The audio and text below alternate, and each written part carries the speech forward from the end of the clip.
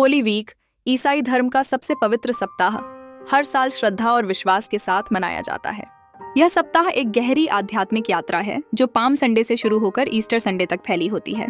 इस दौरान प्रत्येक दिन का अपना एक विशेष महत्व है जो यीशु मसीह के पृथ्वी पर अंतिम दिनों की मेमोरी में समाहित है।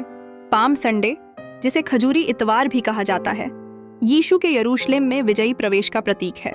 यह वह दिन है जब लोगों ने खजूर की डालियां लहराते हुए उनका स्वागत किया। यह दृश्य भक्ति और उत्सव का होता है। इस दिन की पूजा से यह संदेश मिलता है कि यश और उत्सवातीतता केवल पृथ्वी पर रहकर नहीं बल्कि स्वर्ग तक पहुंचने के रास्ते में भी महत्वपूर्ण है। होली मंडे और ट्यूसडे के दौरान यीशु ने यरूशलेम में उपदेश दिए और मंदिर को शुद्ध किया। यह दिन भक्ति और समर्पण का होता है, जब कृपा की एक नई परिभाषा साकार होती है। ये घटनाएं हमें यह सिखाती हैं कि अपने धर्म से जुड़कर और अपनी आत्मा को शुद्ध करके हम अपने जीवन को सच्चाई और प्रेम से संवार सकते हैं। स्पाई वेडनेसडे पर यूहन्ना इस्करियोती द्वारा यीशु को धोखा देने का निर्णय लिया गया।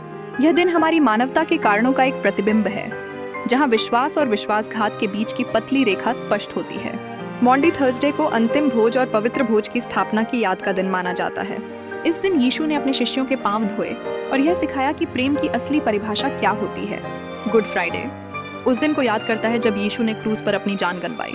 यह दिन दुहक और बलिदान का है, हमें याद दिलाता है कि सच्चे प्रेम के लिए त्याग आवश्यक है। होली सैटरडे एक शांतिपूर्ण दिन है जब यीशु कब्र में विश्राम कर रहे थे। यह दिन विश्वास के परीक्षण का प्रतीक है। ईस्टर संडे यीशु के पुनरुत्थान की खुशियां मनाने का दिन है। यह उस विजय का प्रतीक है जब उन्होंने मृत्यु और पाप पर विजय प्राप्त की।